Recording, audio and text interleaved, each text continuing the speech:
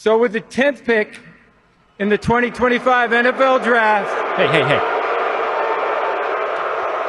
the Chicago Bears select Colston Loveland, tight end, Michigan. Okay. Man, so the Bears were one of those teams that had a better grade on Colston Loveland than Tyler Warren. The Bears get the tight end out of Michigan, 6'6", 248, a 3-year starter at Michigan. Colston Loveland to the Chicago Bears. Dave, what do you think? Well, I love the guy. I mean, he's he's a first-round pick. I think a little bit of unfairness that this year he was banged up a little bit. And Michigan, doing Big Ten football, I watched every one of their games, and it was a Rolodex at quarterback. You know, they benched the Warren kid. I mean, they put some guys on the bench. They started a freshman kid. It didn't work out. They took him in. So he didn't have a fair opportunity from the standpoint of a great quarterback or great non-existent passing game. But I'll tell you what, don't lose sight. Jim Harbaugh recruited this guy, and that Michigan offense, when they won the national championship, they were a physical team. So I think that what they're looking at, the Bears said, okay, we know we got a tight end that we can flex out and get him in a nice matchup, just like Sam Laporta against a linebacker. We like that. Okay, well, what are we going to do with him when he's in line at the line of scrimmage? This guy was an in-line blocking tight end for Jim Harbaugh in Michigan, and they ran the football. So you're getting a tough guy. You're getting a tough guy, and you're also getting a tight end that you can move around and do different things with. So it's, I think it's a good pick. I like it. Yeah, I do too. I think that this is a guy, too, Colston Loveland, who you can use, like he's been compared to wide receivers as well. I know you said that he's a guy that can do inline, but also you can move him around. He can be that move tight end. He can be that U tight end. That's what I've heard a lot of people say, that you can line him up like a wide receiver, as Judson was talking about. The 12 personnel that Ben Johnson likes to use, the 2 tight ends, the 1 running back, the 2 wide receivers. This is all possible with him. Look, I said that Tyler Warren was the guy that I would have gone with, but this is not a bad pick. And to add this to Cole Kmet, who feels like one of those players that gets just a little bit better every year. And now you don't have to be so confused, I don't think, with the identity of what Cole Kmet is doing, that he can be that inline guy. And he probably will be schemed open a whole hell of a lot more than he was last year when there were too many games, Judson, where we're looking at the final statistics and say, where's the catch? Where's the targets for this guy? So there was something wrong last year with the chemistry in some way, and maybe the coaching with Cole Kmet and Caleb Williams. So this is a good move. Colston Loveland to the Chicago Bears at number 10. Yeah, we'll hear the audio in a moment, but I thought ESPN's Matt Miller made a really strong case with Spiegel and Holmes about why he liked Colston Loveland more than Tyler Warren, and it has to do with what you just said, being schemed open. Wanda, I'll ask you, if you're Cole Kmet, you're sitting at home, you're seeing this decision, how should Kmet feel about this position being taken at number 10 overall? When you look at Ben Johnson, let's go back, and I think this is a check the box to Ben Johnson and what he wants to do on offense. If we would have taken another wide receiver, just think about this, and we would have said, wait a minute. I thought we were getting a guy that wanted to run the ball, that used multiple tight ends. What was that percentage that you had, Judd, from what he did? Third most 12 personnel last year, the Detroit Lions under Ben Johnson. Third most 12, which is 2 tight ends in the game. Right. So that tells us, Chicago people, that what Ben Johnson, what you saw is what we're going to get, which is really exciting and really good, and it gives our quarterback, a young kid, the best chance to be successful. I got to say, on the overall, this is a shocker. This is, I mean, not that they're going tight end. There just wasn't a lot of people thinking, like I said, until maybe the last week or so, that Colston Loveland would be that guy. This is not a bad pick by any means, and this is one of those times, too, where you have to trust the talent evaluators, and it does make you wonder now at this very moment, or maybe we're seeing just how much input Ben Johnson did have in this draft. And Wanda, your heart was broken when Ashton Jeanty came off the board board, but one of the first things really stated about this draft was the depth of the running back class, right? So Yes. whether it's, Omari and Hampton, a lot of people love out of North Carolina. I don't know if he'll be there. The Bears are the only team in the NFL that have 3 picks in the top 50. They have number 39 and 41, so 2 picks in the second round. But you've got Quinshawn Judkins and Henderson out of Ohio State. Travion, yep. Trevion, right, which may set them up well to run the football and still get the running back, albeit it's not going to be Ashton Genty. No, this is exciting. I wanted the running back, but I totally agree with you. I didn't think these guys were going to be here. I really didn't. So, and just everyone's going to use the word slot receivers. Everyone's going to use the word, mismatch, all that. Yes, but the guy's 6'6", 245, 50 pounds. This is a big man, and he scores touchdowns. The Bears need to score touchdowns, and anytime you can get a tight end, it gives the quarterback a little more of a safety, feeling in there, high percentage throws, intermediate throws. That's what you're going to get out of a tight end. Which is interesting because Cole Kmet at times was standing wide open, and it was like Caleb Williams had blinders on him last year, Grote, right? He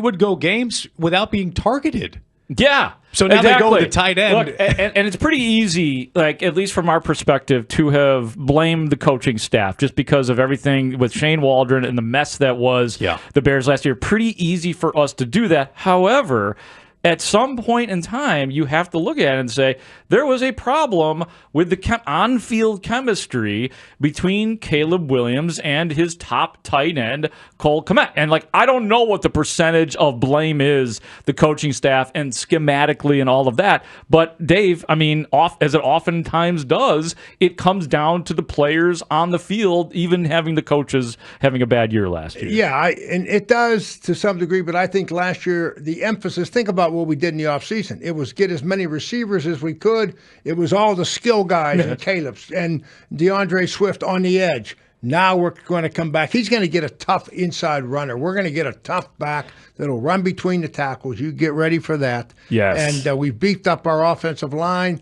We can go 2 tight ends, and it's not 2 tight ends that are going to sit in there. Both these guys can move around. They can be fullbacks. They can be in a slot. We can do. They're smart guys. You can put them in a lot of different positions. Colston Loveland. I remember when he was a freshman.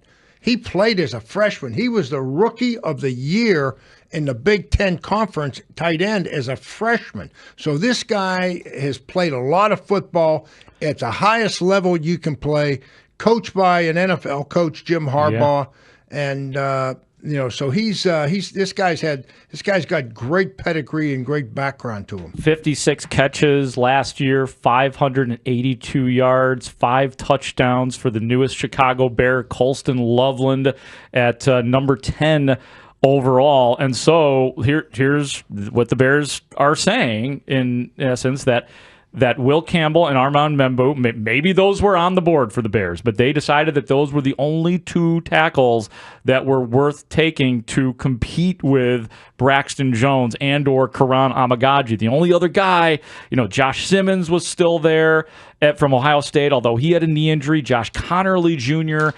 out of Oregon. The Bears decided that they wanted to go the tight end position. And like you said, Dave, a weapon for Caleb Williams. We can't lose sight of that's still what it's all about. Omarion Hampton, the running back, Caleb Johnson, Travion Henderson, Quinshawn Judkins, still on the board for a potential pick with one of the second rounders tomorrow. The other part, too, is there's still a lot of talented edge rushers out there right now with Jalen Walker and Shamar Stewart and Mike Green. They were all left on the board here as well, but I'm happy with the Bears pick. And I have to give credit to Mike Mully, who, thanks to Dave Wannstedt, was the only person in our 670 The Score host draft blast that predicted Colston Loveland. Wait, didn't Congratulations. Haugh take Haugh? Oh, yeah, no, you're right. Sorry. Yeah. Sorry, Haugh. The morning show. I'm sorry.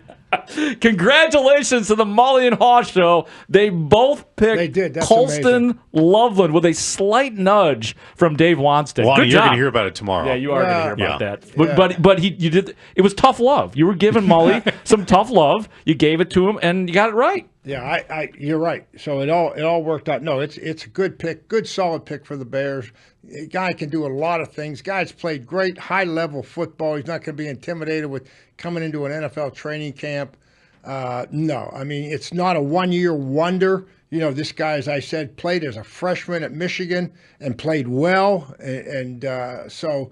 You know, you got a tight end that can block for you. You got a tight end that can obviously get in mismatches and catch the ball. And you know, one of the grades, I was looking at his grades receiving, obviously intermediate, but they had him in the 90 percentile on deep throws. How the guy was able to get behind safeties and get behind linebackers for balls down the field. So, yeah, let's go. Let's get going. Let me do the thing. I'm going to read to you guys what some of the draft experts are saying about Colston Loveland, and I will start with Dane Brugler of The Athletic, and here's what he says. A 3-year starter at Michigan, Loveland was a versatile tight end in head coach Sharon Moore's pro-style scheme, lining up primarily in the slot. From the moment he arrived in Ann Arbor, he was one of the most talented players on the roster and made an immediate impact in his first 2 years, including as the Wolverines' leading receiver in the 2023 National Championship game. His final season was marred by injury and below-average quarterback play, but he still led the team in receiving in 9 of the 10 games he played and set Michigan records for the tight end position. Some of the strengths: fluid, fast athlete who is graceful down the seam, explosive in releases to quickly enter routes and give the quarterback a target, can win on slants or post one-on-one against cornerbacks. I'll read a few of the weaknesses, many more strengths, but I'm not going to read every single one. Here's a few weaknesses that Dane Brugler of The Athletic puts down. Lean body type, lacking ideal mass for NFL inline work, mediocre play strength, limited effectiveness to sustain a blocker, needed to focus on keeping low base and tighter hands as a run blocker. And this is why I'm saying that, like, he can be like a wide receiver type for the Bears. Of course, you want him to do tight end stuff too. Well, and a lot has to do with the blocking scheme too with these tight ends. And keep in mind, the Bears run, for our listeners, they run what you call a zone scheme. And on a zone scheme, everybody's stepping lateral. Everybody's trying to get the defense to widen, and the back gets the ball then, and he starts pressing the line of scrimmage, and he's going to look for that crease. It could be over the guard. It could be over the center. It could be over the backside guard. That's what a zone scheme offense does.